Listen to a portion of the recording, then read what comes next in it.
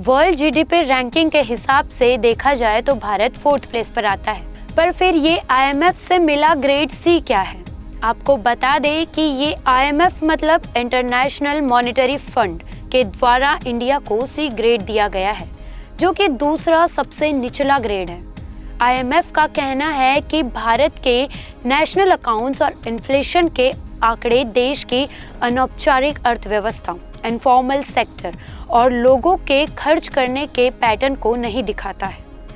GDP ranking एक size बताती है कि आपकी अर्थव्यवस्था कितनी बड़ी है, लेकिन आईएमएफ का ग्रेड बताता है कि आपके आंकड़ों की क्वालिटी कितनी भरोसेमंद है।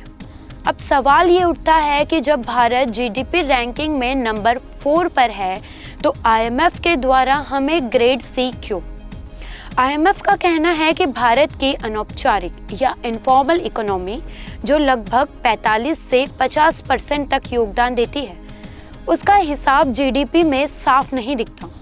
सोचिए, करोड़ों लोग, छोटे दुकानदार, रिक्शा चालक, फ्रीलांसर, दिहाड़ी मजदूर, छोटे व्यवसाय, इन सबकी कमाई, खर्चा, लेन देन सब कुछ बड़े पैमाने पर बिना रिकॉर्ड के चलता है।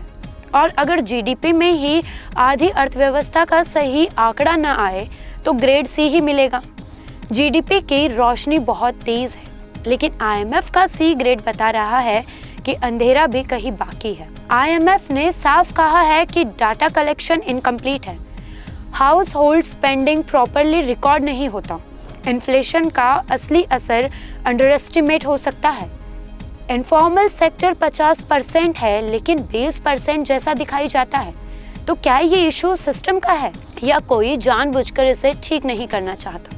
ये मुद्दा सिर्फ जीडीपी या अर्थव्यवस्था नहीं है, यह आपकी जेब से जुड़ा सवाल है, क्योंकि अगर आंकड़े गलत हो गए तो नीतियां भी गलत बनेगी, फिर महंगाई बढ़ेगी, नौकरी घटेगी और सरकार को लगेगा सब ठीक है, क्योंकि कागजों में सब हरा है। इकोनॉमिस्ट का कहना है कि भारत को अर्जेंटली डाटा कलेक्शन में रिफॉर्म्स की जरूरत है। आज अगर हम डेटा सुधार ले तो कल जीडीपी और स्ट्रॉन्ग दिखेगा और भरोसेमंद भी। मजबूत अर्थव्यवस्था सिर्फ बड़ी नहीं होती, सच भी होती है। आईएमएफ का सी ग्रेड सिर्फ एक अक्षर नहीं, ये चुनौती है। भारत तेज भाग रहा है, लेकिन बिना साफ शीशे की गाड़ी से दौड़ेगा तो एक्सीडेंट भी हो सकता है। सवाल ये नहीं कि जीडीपी कितना तेज बढ़ रहा है, सवाल ये है कि क्या बढ़त असली है और क्या सरकार हमें पूरी तस्वीर दिखा रही है।